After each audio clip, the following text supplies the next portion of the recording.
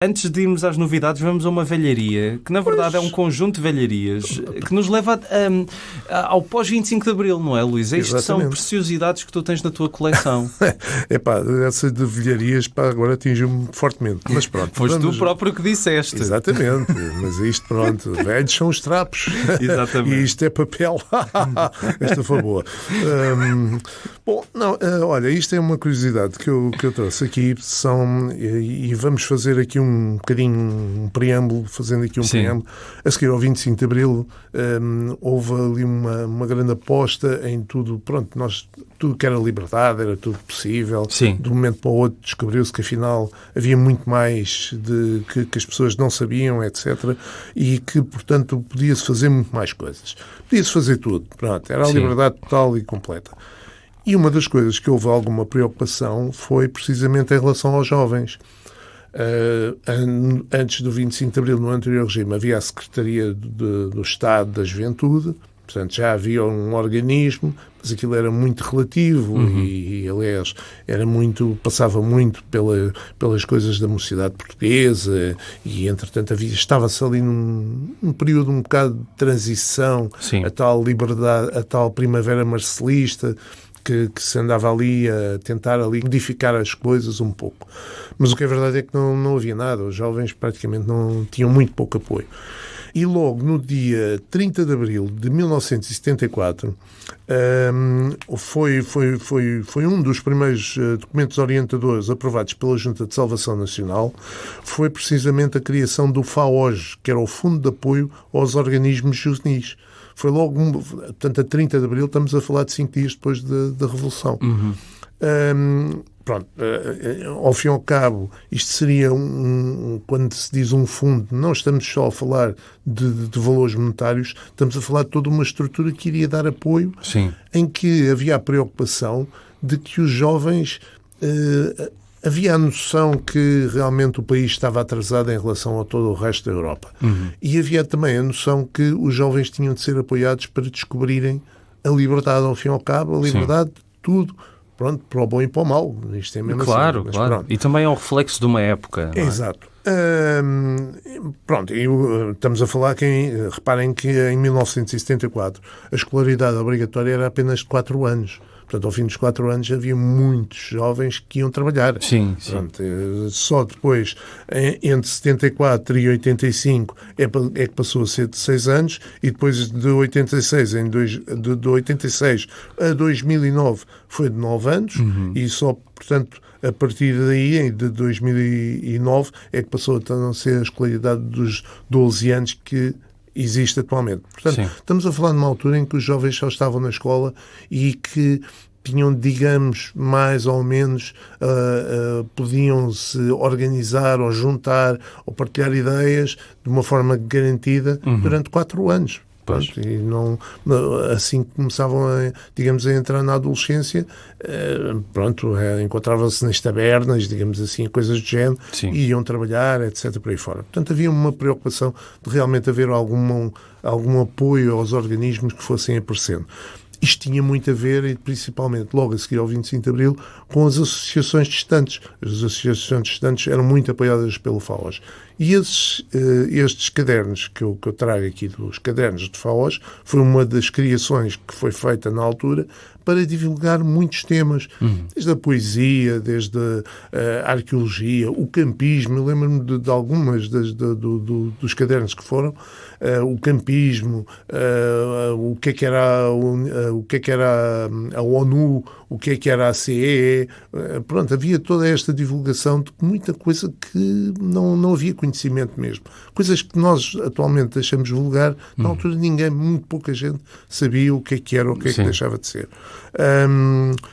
Isto depois, entretanto, o FAOJ durou uma série de tempo. Em 1989 foi depois integrado no Instituto da Juventude e atualmente é o Instituto Português do Desporto e da Juventude. O IPDJ. Exatamente, que fazem isso. Uma das situações que aqui existiu foi uma proposta que o Vítor Peón fez de criar alguns cadernos em que o tema fosse a banda desenhada. E é esses 2 cadernos que eu trouxe hoje aqui, precisamente, Um que se chama História da Banda Desenhada Origem e outra Banda Desenhada como Arte. Desculpa, estavas a Exatamente. dizer. Não, porque o próprio Péon, ao longo da sua vida, ele também foi professor de banda desenhada. Ele foi professor de banda desenhada no Instituto de Artes, Design e Empresa, numa determinada altura. Portanto, e ele tinha esta preocupação. Aliás, muitas das próprias fotografias e gravuras, etc., que surgem, fazem parte da sua própria coleção que ele tinha. Portanto, ele estava muito bem documentado sobre isso. O Péon é alguém que faz parte, digamos, daquele friso de grandes autores e que implementaram e que lançaram a banda desenhada portuguesa, digamos assim. Ele trabalhou imenso, eu acho que ele trabalhou em praticamente quase todas as revistas da época de ouro, como se costuma dizer, da época de ouro da banda desenhada portuguesa, mas principalmente ele começou a trabalhar no Mesquite e trabalhou muito, fez muita coisa no Mesquite, depois na primeira série do Mundo de Aventuras. Ele depois, entretanto, ele emigrou. Ele esteve a viver em Inglaterra, onde trabalhava de forma anónima, como, por exemplo, o Jesus Blasco, que também trabalhou de forma anónima para aquelas revistas inglesas, que nós depois vimos a descobrir muitas histórias no Jornal do Culto, também no próprio Mundo de Aventuras, apareciam muitas histórias de origem inglesa, que eram precisamente desenhadas muitas vezes por grandes autores, mas que trabalhavam de forma anónima. Sim, exatamente. Que era o contrato que eles tinham e era a forma de conseguirem sobreviver. Pronto. Ele depois voltou para Portugal, mas voltou depois para a França e depois da Revolução, então voltou definitivamente para Portugal e estabeleceu-se cá. Estive a folheá-los agora, são cadernos didáticos que dão algumas ideias sobre as origens da banda desenhada e também a banda desenhada como uma linguagem própria. Exatamente. Ele é uma descoberta, é uma ajuda à descoberta que, afinal, não é só bonecada, como nós costumamos aqui dizer. Exatamente. Que há muito mais para além disso. E ele, como, digamos, é aquela muito antes do tempo, sim, muito antes do tempo disso ser uma coisa mais normal, falou disso. Pronto, ele estava mesmo a lançar as bases de um conhecimento de que a banda desenhada era muito mais, era aquilo que era lá fora e que cá ainda era bonecada. Pronto, era Tio Patinhas, digamos assim, e ponto final. E nada contra o Tio Patinhas. Nada contra o Tio Patinhas. Há muita arte também no Tio Patinhas. Era a designação, digamos, geral. Sim. E pronto, que era o que se comprava nas bancas, não é? Pronto, o Péon ainda fez cá alguns trabalhos, principalmente gráficos e de pintura.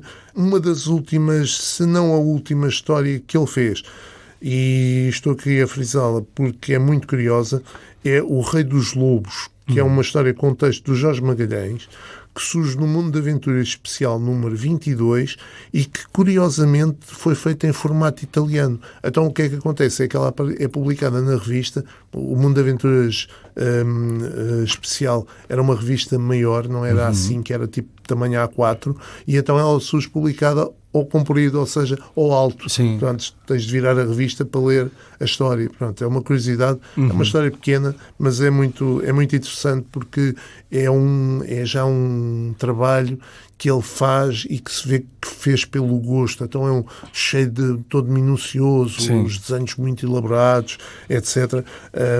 Há muita preocupação em ser fiel à documentação, etc. Vê-se que não é um trabalho apressado para cumprir prazos. É um trabalho que ele fez pelo gozo e por isso merece que vão à procura e descubram esse trabalho. Estes prospectos só se encontram, se calhar, nos alfarrabistas, não é? Não sei se estão digitalizados alguns. Não sei, por acaso também não sei. Mas vamos partilhar algumas imagens nas redes sociais para vocês verem. É uma experiência engraçada, até porque estamos a falar de coisas de há 50 anos atrás e que, independentemente de estarem ou não atualizadas, têm alguns comentários, algumas chamadas de atenção que ele faz, que é é incrível como é que há 50 anos isto já se dizia. Exatamente. E mesmo assim algumas delas parece que ainda não chegaram cá. E para a época ele tem também muitas imagens, muitas fontes. Exato. É uma curiosidade. Eu não sei se tu sabes essa história, mas aquela editora, as edições Época de Ouro, que lançou aqueles livros do Mosquito, era de um dos tipos do trio Admira, exatamente. Não é? É engraçado isso. Era um deles, um grande BDF. Exatamente. E esses livros também se encontram por aí.